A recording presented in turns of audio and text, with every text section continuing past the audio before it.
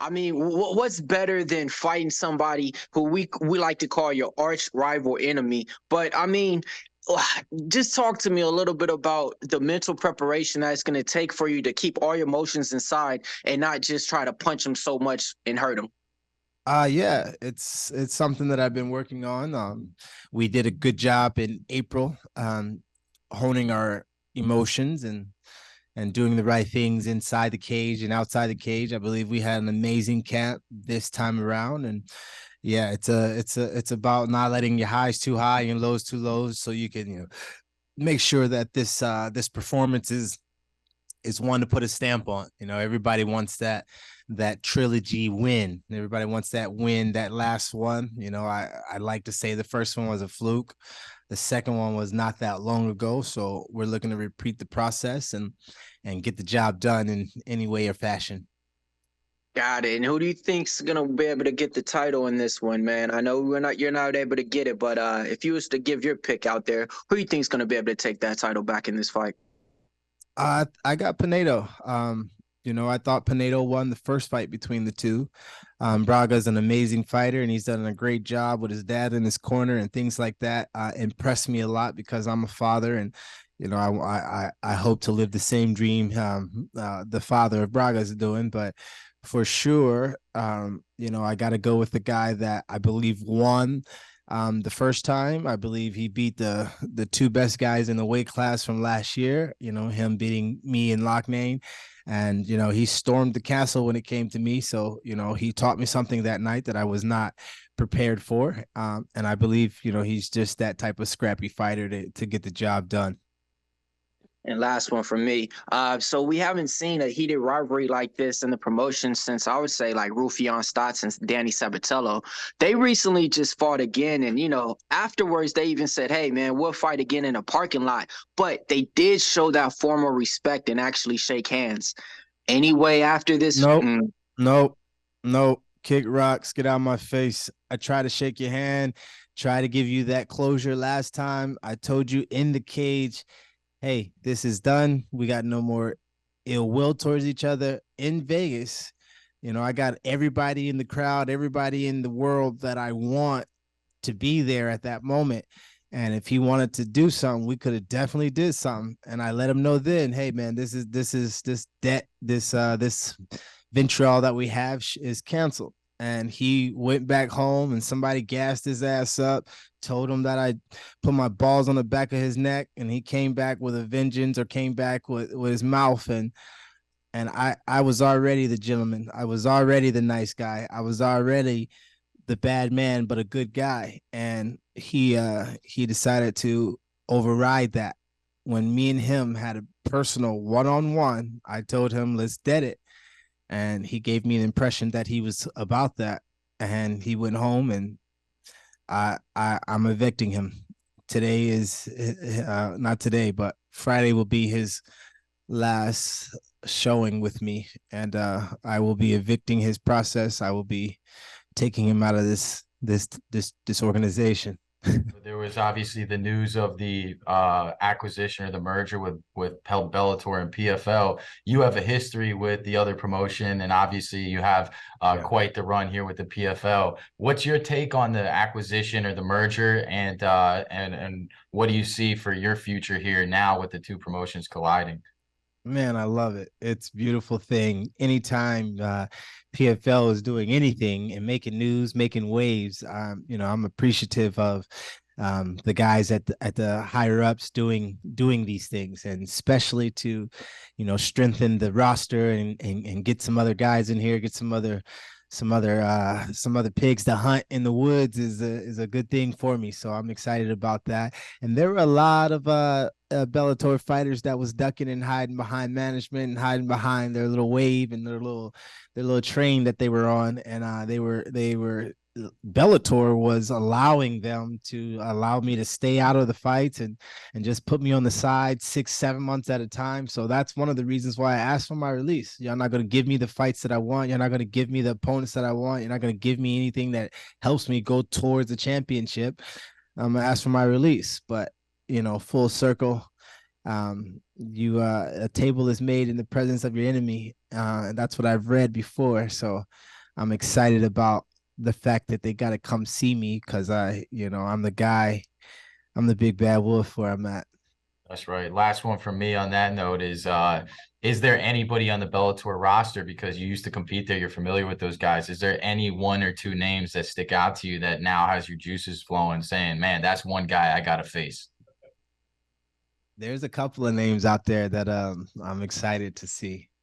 I'm not gonna give y'all that yet. I want anticipation for the next interviews that I give, I suppose, when it comes down. But also I'm truly focused on Karen right now. Karen, Thomas, and the rest of the Wades. There's probably 6 of them in my DMs right now, but Karen can get it first, and then we'll see what's happening later. Best of luck, Bubba. Thank you. Thank you. Jay Christian. Bubba Bad Man, how you doing, brother? Jay Christian, Gary Focus Fights Audio. I'm good, buddy. Thank you. I got a few questions to ask. I mean, the last time we seen you on a globally known PFL press session, it almost felt like the rest of the assembled masses, John Morgan and myself included, were huddled in the corner waiting for you and Chris to come to blows, man. But with this fight being deemed a grudge match, obviously it would have been better if you would have faced Brendan Lotney, but still it's you and Chris Wade. Would you say that after this particular fight, it's best for you and Wade to move on? It's best for Wade to move on, yes. He'll be dealing with his 3rd loss this year. He's one of the most gifted from the PFL. They gift him all these things, and for him to get another fight, he was gifted to be in the playoffs. He's gifted to get another fight on the championship night, when it has nothing to do with him, and it hasn't had anything to do with him since Moblet was healthy. Yeah, he's going to be dealing with his 3rd loss this year. He'll know that as long as I breathe and live, he's got no sniff at the title. And therefore he can pack his bags and get moving. He said he lives rent free. Well, that eviction notice is in, and it definitely wasn't free last time. He paid that rent. Right. You probably might have to do like what Dolomite did in Coming to America.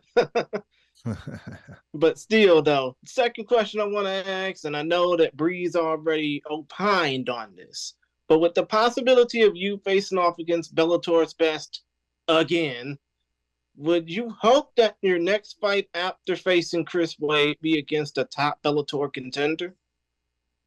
Absolutely. I'm looking forward to testing the waters over there with some of the names that either declined to fight me or got management involved so we couldn't fight, or had a hype train going that management didn't want to knock off. And knowing that I'm the type of fighter that I am, they knew that was very possible. So I'm excited to have that card split the block. I see. And my final question, I mean, obviously this week is Thanksgiving week after all, and tomorrow is Thanksgiving. If you were not fighting on this card, what would be your go-to Thanksgiving dish? See, I'm not a traditional Thanksgiving guy because, my family comes from a bunch of different places. So we have a ton of different food, but I'm naturally a seafood guy. And, I'm putting lobster on my menu regardless. Lobster, crab, and shrimp are going to get on the table at any big eating family gathering there is. So that was something seafood, something swimming, something that's got a shell on it is coming this way. Understood. But other than that, best skill to you. I know that you and Chris Wade are going to beat the crap out of each other, but I hope that y'all make it out of this. It's going to be one-sided like our interviews and like the last fight. Ain't going to be no beat the crap out of me. I can tell you that right now. Okay, brother. Yes, sir. Thank you. All right. Mike Pendleton, last question for Bubba, please. Hey, Bubba, I'll make it a 2-part then. How much urgency, you've talked about this rivalry and pretty one-sided from your standpoint.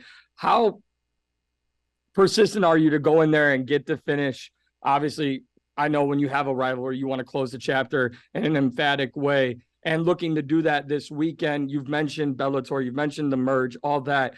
Not only this sense of pride in closing this rivalry, but what sense of pride do you have having this merger happen and you representing PFL? You talked about how Bellator did you dirty back in the day. So just a two-part on what it would mean to close out this rivalry with Chris with a finish, and what it means to represent PFL instead of Bellator as this merger comes together.